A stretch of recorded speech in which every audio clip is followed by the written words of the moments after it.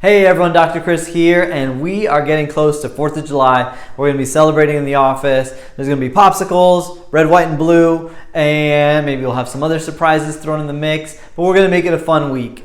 Now, traditionally, and we're going to do it again this week, we always talk about health freedom during the 4th of July. Obviously, 4th of July is America's Independence Day, but in terms of freedom, you have freedom of yourself and the choices you make for your health. And lots of people will tell you otherwise, and not maybe blatantly, but this has taken a whole new context and a whole new meaning in the COVID era. So back in the day, it used to just be, you have more decisions, or you have more options rather than simply taking a medicine, getting a surgery, having something invasive done. You had natural options. Now I think we're to the point where people know they have options, or there's a level of distrust with the medical practitioners, with the surgeons, hospital systems, big pharma, whatever label you want to put on it. There's a level of distrust, and people have automatically started to take to the internet, ask friends,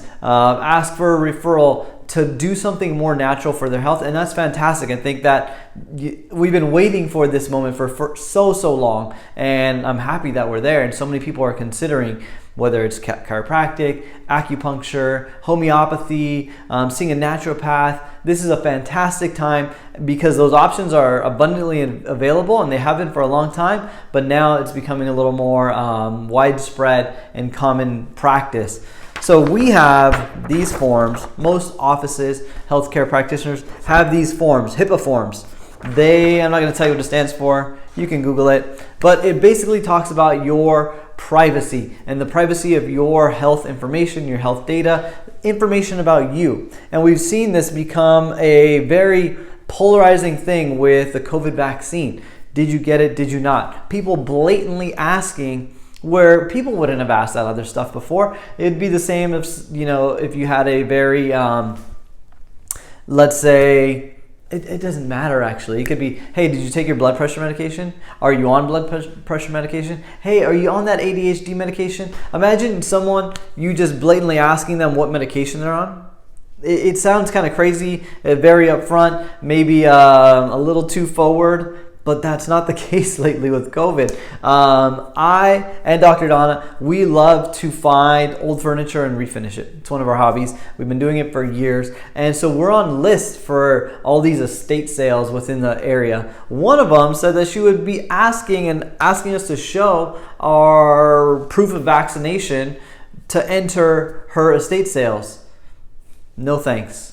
We are going to bow out of this particular group's estate sales. But we're seeing that in different contexts, that we're thinking that in a non-healthcare setting that we can blatantly be asking for these sorts of things or asking for proof of these things, which is ludicrous. We have these forms, we have these acts that help us and levels of privacy to keep our information. So, you all, if you're watching this video, you already know how we feel about like COVID vaccine and all this. But if you've been in this office, you've already signed this piece of paper. No one is going to get that information unless you authorize it.